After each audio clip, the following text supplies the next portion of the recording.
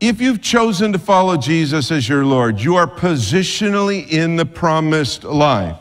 But you may not be experiencing the power and the rest and the joy and the miraculous supernatural direction of the promised life because you haven't learned the lesson first that in order to begin walking in the promised life, you must first cut away the flesh.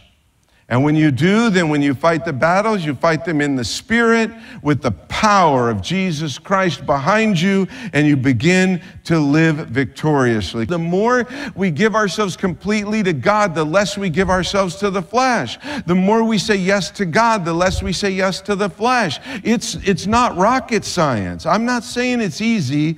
I'm saying it's simple. You have to remember that only Christ in you is strong enough to win this battle. That you don't have this ability in you to do this in the flesh. And so as you cut away that flesh and you're filled constantly with the power and the presence of Christ, you see him win these battles. The mighty power of Christ in you will overcome the power of your flesh if you choose for it to. It will render it inoperative.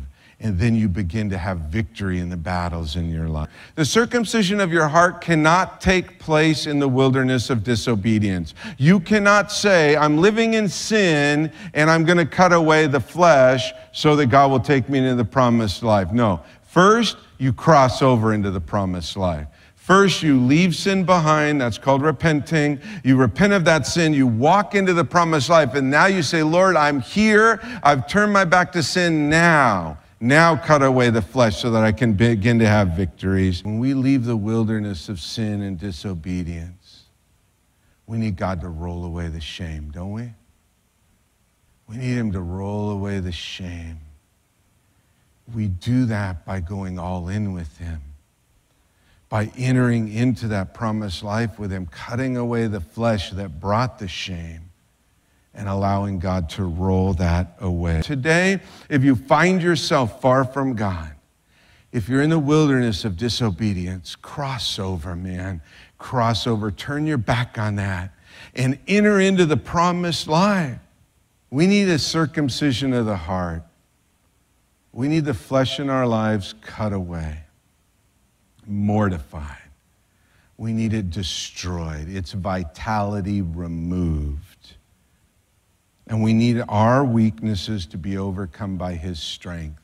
We need to put ourselves in a place where it's only by his presence that we will have victory over the next battle.